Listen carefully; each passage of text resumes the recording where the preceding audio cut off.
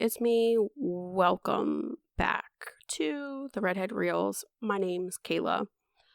I'm not going to waste much time because there's really no reason to, so I'm just going to jump right in.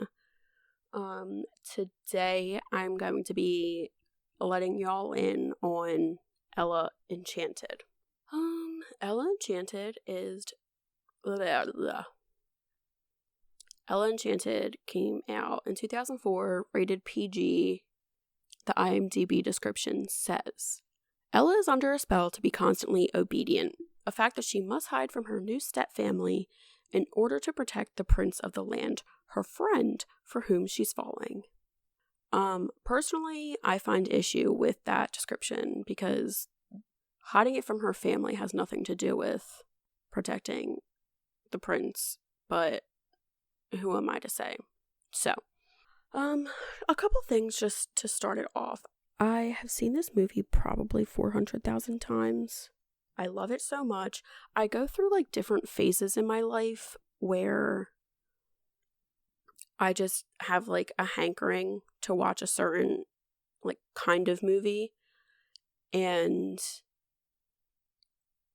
I'll literally rewatch a movie like every single day until I get over it, because I like certain kinds of movies, and like if I get into a certain mood and I just want to know that that mood will be satisfied, I don't take risks with things I haven't seen. And a lot of the times I like want to just watch like a mystical kind of fairy tale type movie. And Ella Enchanted honestly has everything. It's basically Cinderella, but something I really appreciate about it is that it's not just completely Cinderella. Like, it's obviously based off the same story, but it has a lot of different things that go into it that kind of like make it stand apart. And I just love this movie so much. To start it off, I love that they have this narrator who is like actually a character in the movie, because usually it's just a regular narrator. All you do is hear their voice. But he pops up, he interacts with the actual characters, and I don't know, I just think it's so cute. So I love him, and he kind of brings the whole fairy tale-esque together. So that's just like a fun little added thing that they did with him. Okay, and I don't know if this is like just me kind of like overthinking everything like I do on a regular basis, but the movie starts out with like this whole big exposition. They tell you that Ella lives in this little like village, and when she's born, her fairy godmother, Vivica A. Fox, whose name is Lucinda, rolls in, and she like gives gifts. And there's not like a whole lot of background into what role this plays in the rest of like this movie world, because they talk about Lucinda, like the mom and the aunt know who she is, and they're like, oh my god, she sucks, like we don't want her to have anything to do with this kid. But they never talk about anybody else having gifts. So I'm like confused. Like, is there a specific kind of person who gets them? Like, do people know? Because then when she's growing up and she ends up getting the gift of obedience, spoiler. So Lucinda gives her the gift of obedience, and when she's in school, like growing up, people just think that she's super weird. But does nobody else also have a gift? And they say that Lucinda gives like really crappy ones, but then they never, like, I just would have liked a couple of examples, I guess. But yeah, that's like something that I didn't really get. But yeah, so she gets the gift of obedience, which sucks because she basically turns into a slave. And something else that I actually really like about this is it plays on so many like real life topics, and especially with like stuff that's been going on in the world recently. But it mentions stuff like that, but not in like a preachy kind of annoying way, where it's still cute and it's still like a kid's movie. So like, for example, when Ella's in like elementary school, she has this best friend named Arita, who is considered an Aorthian, which I've tried to Google before, and I think that that's just kind of like a thing that exists within the Ella Enchanted world, where it's like her kind of like identity or nationality within Ella Enchanted. And people were being like really mean to her for it, and Ella was like, fuck you, she's cool. And then they became best friends, and it was really cute. So they kind of do like a little montage of her like going through grade school, and then her mom gets really sick and ends up dying. And her mom tells her that what is inside of her is stronger than any spell, which comes into play later, obviously. But her mom makes her like promise that she won't tell anybody ever. So she's not allowed to tell like her friends or any, like literally anybody. She's not allowed to tell anyone that she has this gift because her mom doesn't want people using it against her, which I thought was sweet. But obviously things still don't go well. So her mom dies, and we fast forward a question mark number of years to where Ella is now. They call her a grown woman, but she's still in like high school or like community college. I don't know. She's older, and all she has at this point is her dad and her aunt or cousin. Mandy, she has, oh, it's a household fairy? Her mother's a fairy. Huh. Oh. Okay, IMDb says Ella is born into an ordinary household. Her mother is a fairy, and there's another household fairy, Mandy. So I don't think that she's actually related to her, which is the first time I ever realized that in all of my 24 years of existing. And I guess maybe that can kind of like explain why Ella has like a gift. Like, I guess she has a fairy godmother because her mom was a fairy. Honestly, there's more important things to discuss at this point. So, she's a grown-ass woman. She has her dad. She has her household fairy, Mandy. And her dad comes home one day and is like, oh, hey, like, I actually just got married to this trash compactor of a human being. She's so annoying. She's so stupid. But he married her.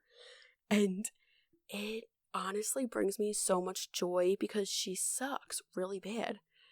And she like tried to be a gold digger and married Ella's dad because she thought that he was rich, and he turned out to not be rich.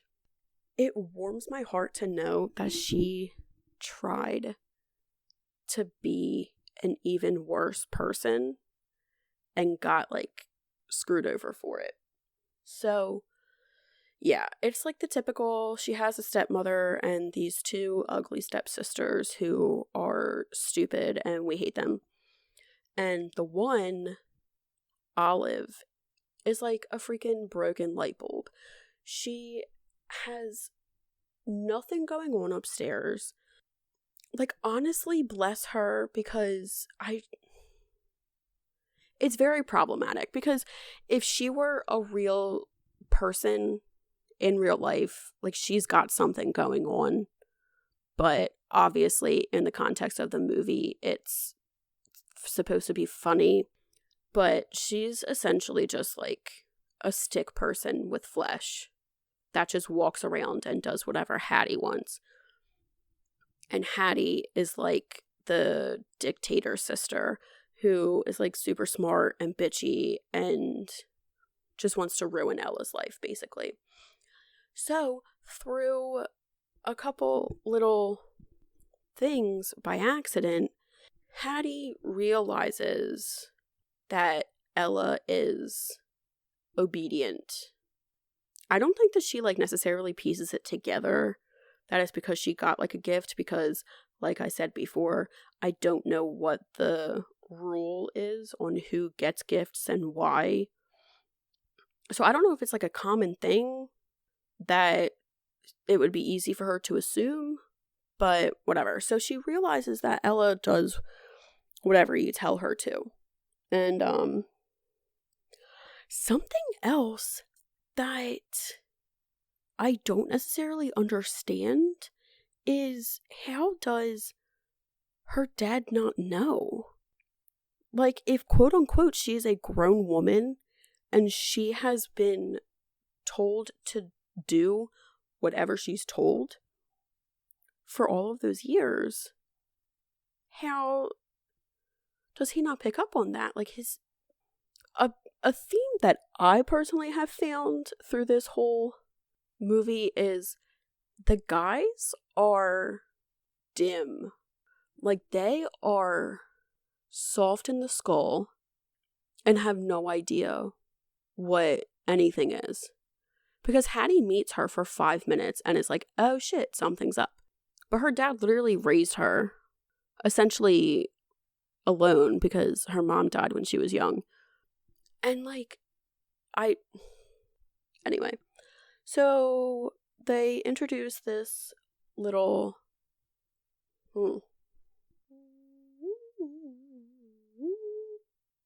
I write all these notes while I'm watching the movies, and it takes me like 10 minutes to realize what the hell I was talking about. But yeah, so they introduced this guy, Prince Charmant, who just goes by Char. He's like that prince that everybody's obsessed with, and there's literally like fans, like fan groups all over the little kingdom that are obsessed with him, and like all they do is talk about how hot he is. Hattie's like the leader of his little fan cult. So he's the prince. His uncle Edgar is currently the king because Char's dad, we're told, was killed by ogres.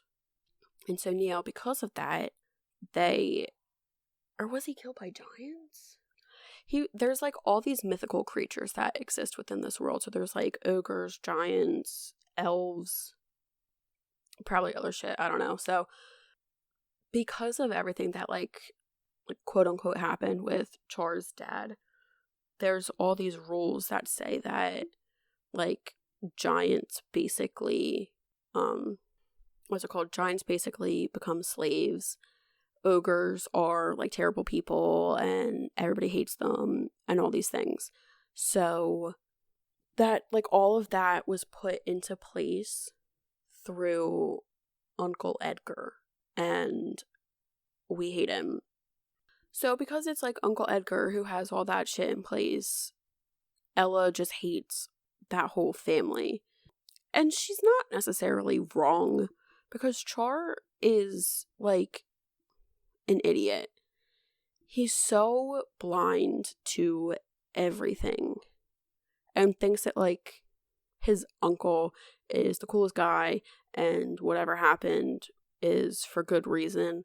And he thinks that his uncle's, like, super chill and has absolutely no plans of anything he's gonna do when he becomes king. So she's, like, kind of right to hate them because he's as bad as his uncle. Kind of. It's complicated. So there's this, like, I almost said rally. It's not like a rally, but Char's doing this, like, what is it called? Oh, like an appearance at, like, the village mall or something. I don't know. It's actually really cool looking because it's kind of like an outlet or, like, strip mall where it's all outside, but it's all made of wood. And so it's, like, old-timey, but there's, like, a wooden escalator. So it's kind of, like, modern. And then there's, like, a wooden fountain, I think, if I remember correctly. I don't know, but it's, like, really cool looking, and I, like, kind of wish that it was real. So he has this appearance set up, and he's literally the prince of this whole town, and he gets up on this rickety ass, like, soapbox to, like, answer questions or, like, do a speech or something. I don't know. But I guess it's, like, supposed to be his stage, and it's literally just, like, 4 blocks of wood just hammered together for 5 seconds, and then that's it. Oh, so they get there, and Ella and Arita are both there to try and, like, fight against all the bullshit that Uncle Edgar has put in place. And they're, like, protesting. And then stupid Hattie shows up and forces Ella to go home. And because Ella is obedient, she leaves. So she's on her way home. And then all of these fans try to chase after Char and, like, attack him. And on the way, he, like, physically runs into Ella and, like, they both fall to the ground. And this is, like, their little meet cute, and she, like, can't stand him. She's like, all right, bye. Like, you and your uncle are both trash. And he's like, oh my god, you don't like me? That's, like, super attractive. And so he's already trying to be all up on top of her. And she's like, I could not give a shit less about you. So she starts to walk away, and they're having, like, this little conversation. But, like, because she's the only person who isn't falling over every single word that he says, he's super interested, and so he's, like, trying to follow her and talk to her. And she forgot her bag when he knocked her down, so he goes back and tries to get it for her, and then tells her not to move, and since she's obedient, she can't move. And so then this horse and carriage starts rolling up and almost runs her over. And I would just like to point out that this little horsey conductor did not even try to avoid her or slow down. Like, there was a full stretch of dirt road that he could have done anything to try to help out. Try and be like, oh, there's a person there. Let's not hit her. And no, he just continues at his pace, acting like a freaking 18-wheeler that has no control over what he's doing. But then Char swooshes back and knocks her to the ground once again and saves her life. So she's still like, well, screw you. Like, I don't need you. So after all of that.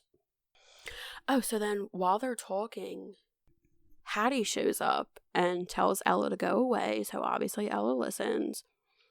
And she, like, goes back to this little, like, town square type deal and goes to, like, hook up with Arita, and they're hanging out, and she's like, you literally do everything that Hattie tells you to do. And Ella's like, yeah, but I can't tell you why because I'm not allowed to. And so Hattie and Olive find her and make her steal stuff they tell her to steal a pair of glass high heels. And so that's like a cute little nod to the real Cinderella. And see, it's things like that where they kind of allude to Cinderella, but they don't like shove it in your face that this is like based on the same story. So she gets caught by like a security person trying to steal these high heels. And so when she runs away, it's like there are just small things that they do in this movie that just kind of like warm my heart a little bit. So like while she's running away, there's like, when you're in the mall and there's all those little kiosk operators who say, oh, like, come here, try a sample. And since she's obedient, she has to do it. And so while she's trying to flee from the security person, she like stops and like buys stuff because the kiosk people are telling her to, which has no bearing on the plot. But it's those small details that really bring a plot together. So she eventually gets collected by the security people and go home, and the stupid stepmother is there. So her dumb stepmom is there, and she's trying to understand why Ella did what she did. And in the background, Hattie and Olive are telling Ella to blame Arita. And Hattie is putting this shit in her ear like Arita did it, and tell her that you hate her and you never want to see her again. Because Arita's walking up the freaking driveway trying to check in on Ella because she's having a bad day. And Mandy is just like standing there watching. And I will never understand why she just stood there. Like, she sees all this shit happening and she can't just out loud say, like, Ella, tell the truth, because then she'll be obedient and then she'll have to tell the truth. Because, I mean, like, I understand she'll probably, like, get in trouble because I guess if she's just, like, a household fairy, she's, like, the help or something, I guess. Like, since she's not a family member, she probably doesn't have, like, a whole bunch of influence when it comes to parenting and such. But whatever. I feel like that would be more acceptable than telling Arita that you can't be friends with her because of her ethnicity, which is like super fucked up, and Ella's really upset about it. So then after all of that transpires, Ella's like, I have to get rid of this gift. It's a nightmare, and especially if she's gonna have Hattie and Olive and the dumb stepmom around for the rest of her life at this point, she cannot go through the rest of her life being forced to do whatever Hattie tells her. Because at that point, like, if I were her, I would just kill myself. Like, there's no point. So she says, like, hey, I'm going on a mission. I'm finding Lucinda and I'm making her take this back. And Mandy's like, well, here, take this encyclopedia, who also happens to be my boyfriend, because like 20 years ago or something. Let me check. Yeah, she says that her boyfriend has been stuck inside of this book for 20 years. And like, I understand it is a theme throughout this movie that Mandy is a terrible fairy. And the reason that he got turned into the book is because she was trying to give him a haircut. But 20 years and you cannot figure out how to bring him back? Because, spoiler alert, at the end of the movie, she turns him back into a human boy. But she couldn't do that for 20 years? Anyway, so she has this, like, encyclopedia, and all she has to do is say, show me so-and-so, and then she opens it, and then Benny can show her the picture. So they find Lucinda, they see that she's in Giantville. So she makes her way. She leaves, and she is headed to Giantville with Benny to find Lucinda. And on the way, she runs into Slannon, who is an elf, and then they become, like, BFFs. So she meets Slanin while he's like strapped up to what is it called? He's like strapped up against this like wheel of doom contraption where there are like these people trying to kill him. So then Ella like beats them up, and then her and Slanin become BFFs. So they hang out and decide to like go back to his little where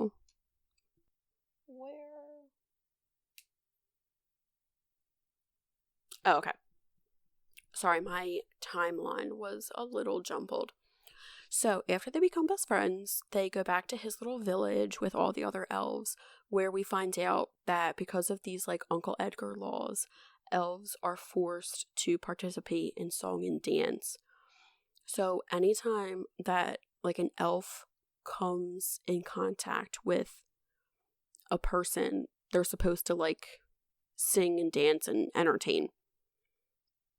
Which sucks for Slanin because he wants to become a lawyer, but he's not allowed to because of all these dumb laws.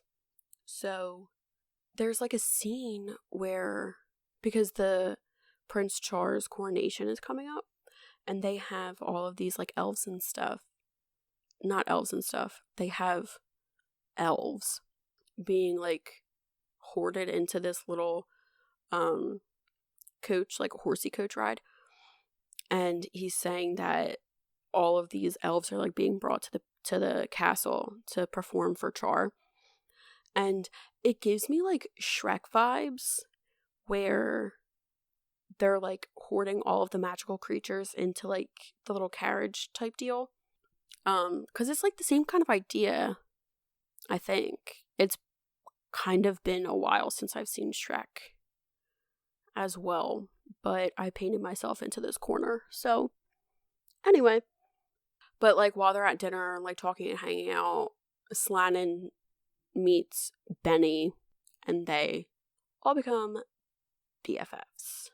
Am I? No, okay, yeah, I was right. So, oh yeah. So I think it's like the next day or something. Back at the house, the step family gets Ella's invitation to the coronation ball, and obviously have no intentions of telling Ella about it because Char loves her, but Hattie decides that it's her invitation. And then simultaneously they're in the forest trying to make their way to Giantville, and they run into ogres.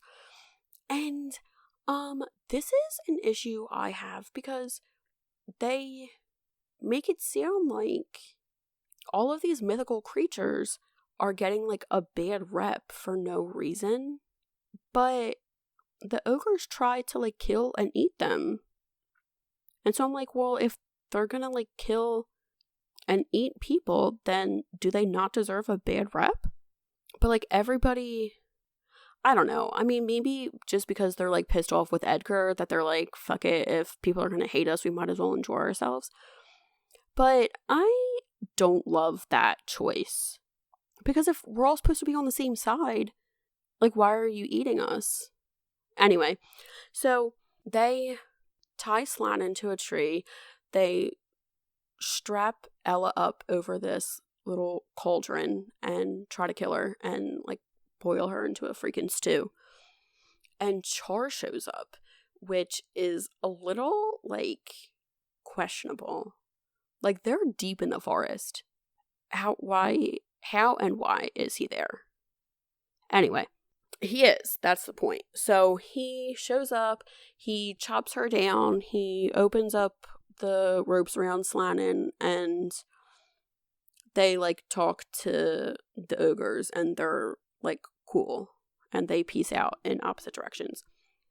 So then they continue to Giantville, and they see that there's literally, like, all these little guys. They're regular sized people, but in terms of the actual scene, there's all these little guys, like, standing on, like, watchtowers, dressed in their, like, all black armor suits like whipping at giants to make them do shit. And like, it's not funny because it's literally slavery. Like, it's them whipping giants into like cultivating and like, I don't like agriculture shit. I don't know. But can they not? Like, they're literally giants. The physical difference is astounding because comparatively, these giants could kill every single one of these little like guard people and not have to do this anymore. But that just goes to show you what good people these giants are. So they show up at Giantville. There's like a wedding going on, and this is where Lucinda's supposed to be because they saw that she was supposed to be going to a wedding. So they're at this giant wedding to find Lucinda, and Ella goes up and talks to one of the other fairies, and Lucinda, later dazed, like literally 5 minutes ago. So that whole thing was for nothing, and now we just don't know where she is. And basically at this point, it's dark out. So they're like, just call it a day. So they're all hanging out, having a good old time, and Slannon starts smooching up with this giant, and I never I'm flabbergasted with myself because I have seen this movie so many times, and I have never realized until last week that the freaking giant that Slannon is smooching up on top of is Heidi Klum. Like, I'm like still mad at myself because what the hell? But yeah, it's literally Heidi Klum, and I never knew. And like, part of me like still doesn't understand how I got through my life. But that's like kind of a theme, I guess. Not a theme, but there are so many like well-known people that it never even hit my mind that they were in this. Like Minnie Driver, whatever. That's a different kind of conversation. So they're like hanging out, and Char and Ella are like falling in love, and she gives us one of the best performances of storybook life. Every single time that I hear the song Somebody to Love, I think of this scene because it's perfect and I love it so much. The soundtrack overall to this movie is A+, and I would say that in my mind personally, it has only been matched by John Tucker Must Die, because those are two movies that have such a fantastic soundtrack that like the songs are great, the way that they play into everything is great. They have like covers of different stuff. That's a different conversation. But yeah, so she gets up and she gives this like soul performance of Somebody to Love because they wanted Slannon to perform because he's an elf, and obviously he doesn't want to. So she basically just like takes his place and like falls on her sword for him. But it was great, and I give her a 15 out of 10. What is next? Oh, another thing that I always think about, like, I know that obviously Anne Hathaway put in the work to get that number right, but within the context of the movie, she's just Ella hanging out, going to a wedding, and then she ends up performing the song. How do people in those situations? Are you okay? Okay, hi. Thank you for being so patient. I paused for a while, which ideally you wouldn't know because I'm going to cut that out. But my puppy was limping, and I was moments away from bursting into tears, so I had to stop and make sure he was okay. And thank you so much for expressing your concern. He is okay. So I'm going to jump in at where I think I left off, which is one of the greatest musical numbers in the history of cinema. Who the heck? Oh, okay, so Ella tries to use Benny to find out where Lucinda is right now, but she's like basically getting a DUI, and there's not much more information. So Char's like, hey, roll up to the castle with me because we have like this hall of records, and I can just like take you there and it'll tell you where she is. So they stay the night in Giantville and decide that they're going to hit up the castle tomorrow, which, surprisingly enough, is the day that Hattie and Olive and their whole group of Char lovers have booked a tour of the castle. Okay, so Char and Ella walk in the front door, and the tour is like standing right there, so then they all like go try and like attack him, but they get away, and then they run into Edgar, who sucks so hard.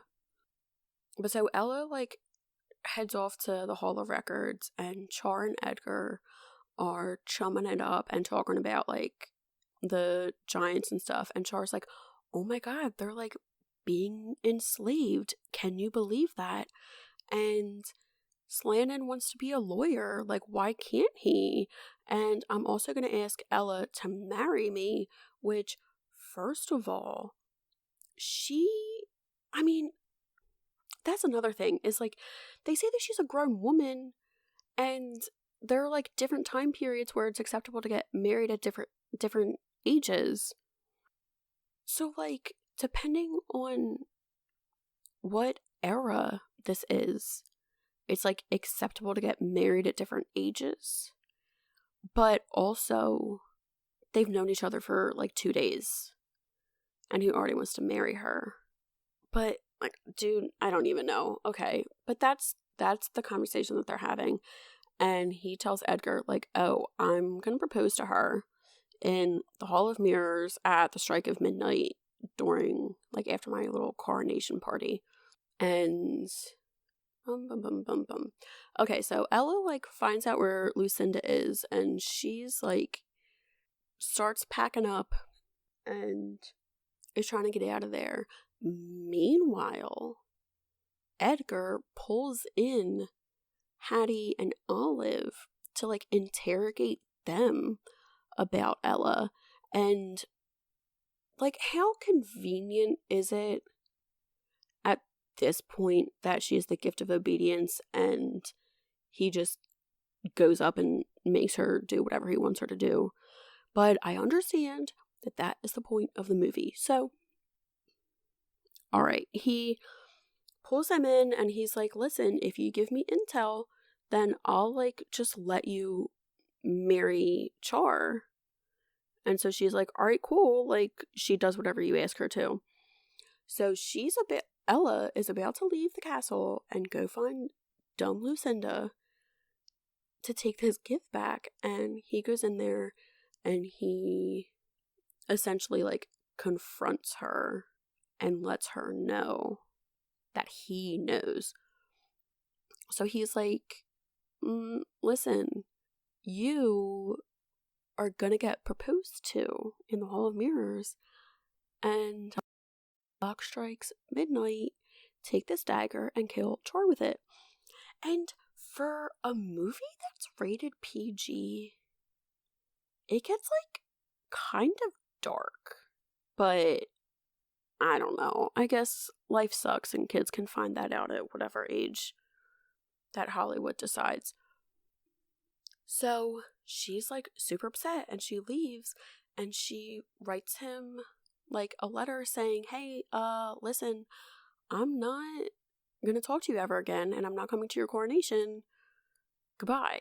And Oh my god. Okay, yeah, so after Edgar divulges his plan, Ella's like, oh my god, would you seriously have your own nephew murdered? And he's like, yeah, I killed my brother, so I might as well kill his son too. So this is when we find out that Edgar killed his own brother and that the ogres are actually kind of innocent even though they still tried to eat Ella. So, this is when like everything kind of starts to fall into place. So she's like super bummed about the fact that she has to kill Char and writes him this letter saying like bye forever, essentially. And he's super bummed about it, and he's like really upset because he was obsessed with her. Whatever. Ella keeps trying to find Lucinda because she like needs this gift to be taken away, but it's not happening at this point. So instead, she gets Slannon and has him chain her to a tree. Like this huge ass, like some cobbler elves living inside of it tree. Chains her up and locks her there so that I guess if she can make it past midnight, then she's like A-okay. But while she's sitting there chained to the tree waiting for midnight to happen, Lucinda freaking pops up out of nowhere like zippity doodahs right in front of Ella's face.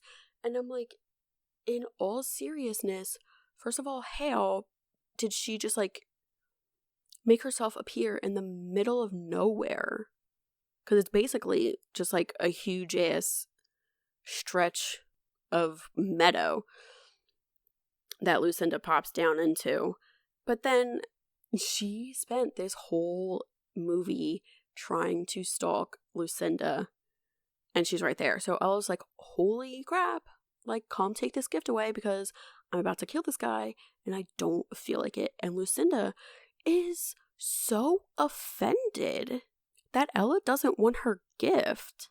And this is why I said Lucinda's like the worst.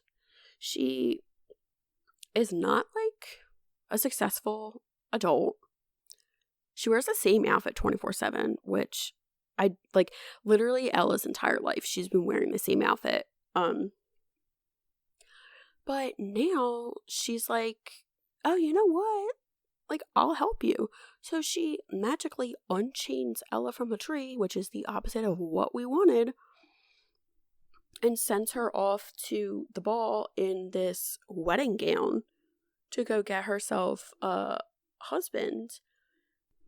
But as it's inching closer and closer to midnight, the like power of the spell is pulling her to the castle. So she rolls on up to the castle and like with 2 minutes to spare. And Char's like, oh my god, that is like perfect timing because I had a question for you, even though you like broke up with me. So he pulls her off to go to the Hall of Mirrors, and okay. So they head off to the Hall of Mirrors and he's about to propose.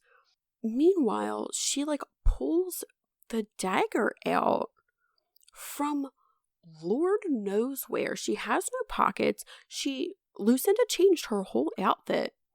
And she has this dagger that like I guess was in her pocket. I'm still confused by this. And also at the same time, when Edgar told her to kill Char, he says, you'll take this dagger. Like, could she not just give it to Slannon? And like, regardless, she pulls it out and she's like holding it behind her back and she's trying really hard not to kill him. And he's literally like about to get on his knee and say like, marry me. And she is sobbing because she can't like figure out how to win this. And they start like this little voiceover, all of the horrible things that this curse has made her do. And so she tells herself, looking in her eyes through the mirror, You will no longer be obedient. And that is when the spell is broken. So she's like loving life. She has a life at this point. She gets it all back. But then Char's like, holy shit, you tried to kill me. And now she like can't even explain herself because guards rush in there and like put her in a cell. They like go lock her up for attempted murder. But she's like, no, I didn't want to. That's not the point, please. And so then the next day she's rotting away in the cell, and Slannon rounds up all of their like mythical creature best friends. So the ogres are there, the giants are there, and that is it, I think. Anyway, so they're there to like try and help her, and he goes up to the little like cell area and saves her, and she's like, dude, we've got to go. And she uses Benny he got lost. He was in like the recycle bin. Slannon finds him and he's back. So she opens him and says, show me Edgar. And she finds out that Edgar is trying to poison Char's crown to kill him off like he did his brother. So she's like, we've got to go or else he's dead. Okay, so they run down to where this coronation is taking place, and they burst through the door, and she says she screams stop or whatever, and it's like right in the nick of time, like 5 seconds later, like the crown was on his head and he would be dead. So they stop, and Char's like, you literally tried to kill me. Like, go away. But then while they're like fighting, she's like explaining herself, and he's like, oh, okay, well then cool, never mind. Some of it is so funny because it's like the movie itself, I feel like, is very well done, other than kind of like the cartoony differences in size, because like when they're in Giantville, you can very obviously see that they're making Ella and Char look smaller. But it's just funny because some of it is like, it's so hard to explain. Like, they just make it look so kind of like, I guess, kid friendly, where there's this poisoned crown, and to show that there's poison in it or on it, they have like these green foams, green like fumes, like smoke emanating off of it. So then that kind of adds like a little like fun, I guess, after there was like attempted murder, I guess, like to bring the kids back into it. And they have all of these ninjas like drop out of the sky to start fighting against her. And so they get into like this huge fight, and she's explaining herself, and Char, because he's honestly just so mentally malleable, he's just like, oh, okay, yeah, like, cool, I believe you, no worries. And I'm glad, because obviously Ella's the one he should be believing, but he's just like, he has no backbone. And I'm like, he's got better throughout the movie, I guess, kind of, but whatever. So they're like back on good terms, and she's also like, hey, by the way, he killed your dad. And so Char confronts Edgar, and Edgar kind of like admits it, and he's like, you know what, fuck you then, because I still want to be king and you don't deserve it. So then Edgar tries and goes to put on this dusty crown that has the poison on it that he put there, but he literally puts it on and then he passes out, and I assume that he's dead, and that's not the case, because after that, Ella and Char get married, and then there's a whole another musical number that is so fantastic, and it is timeless, and I love it, and it's perfect. I can't think of what the song is, but it's really good. God, shit. Don't Go Break My Heart, is that what it's called? I don't know if that's the actual name of it, but that's how it starts. So yeah, it's that song. And the whole cast comes in and does like a whole number and shit. And then in the end, Edgar gets like rolled past the camera in a wheelchair, where I guess he's just like a vegetable forever. And that's it. So I never know like how to end this, because I feel like it's so anticlimactic. Not that the movie's anticlimactic, but just like myself and the way that I explain things. So yeah, I mean, that's it. I love it. I've seen it a million times.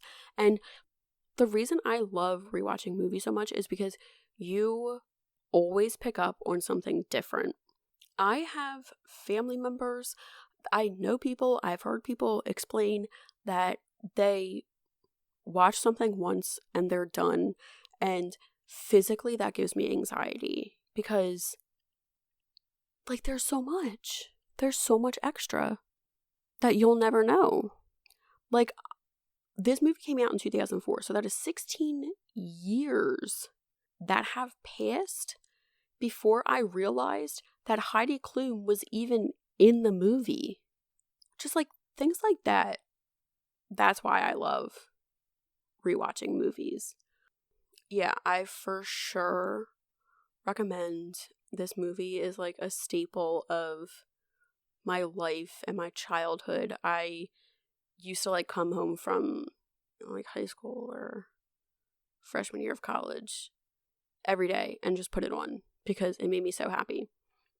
And especially with like all the bullshit going on with life right now, it kind of adds real life elements without making it like dramatic. I don't know. It's just done so well, and I love it. The music is so good. That's what I have for you here. I had recorded an episode about The Usual Suspects that I watched for the first time like a week or two ago. And I like can't decide what to do with it, because as the imbecile that I am, I accidentally recorded the whole thing on my laptop microphone instead of this fake one that I bought off Amazon. So the quality's like not that great, and also I just didn't really like the movie that much. So I'm kind of torn between like, do I re-record it because the quality wasn't that good, or do I just put up that one with the okay quality of audio, or do I just delete it and pretend it never happened? I've yet to decide, so I guess we'll see. I'm kind of trying at this point at least to hit a range of genres, so we'll see. I think I just watched Before I Fall last night, so maybe that's next. Honestly, you'll find out when I do. So, thanks so much. Yeah, that's it for me. This is the end of my episode. You can follow me. I'm on Twitter and Instagram at the Redhead Reels. I mean, if you care, I really don't know what to tell you. If you're interested, you can do that. I'm gonna try and post more than I have been, but I'm not gonna make any promises because I won't keep them. And yeah, also, if you care enough, you can like let other people know that this is the thing I'm doing. If you think that they'll want to listen to it. And God damn, I have to stop with these stupid sounds. Okay. That's it. I'm leaving. Goodbye.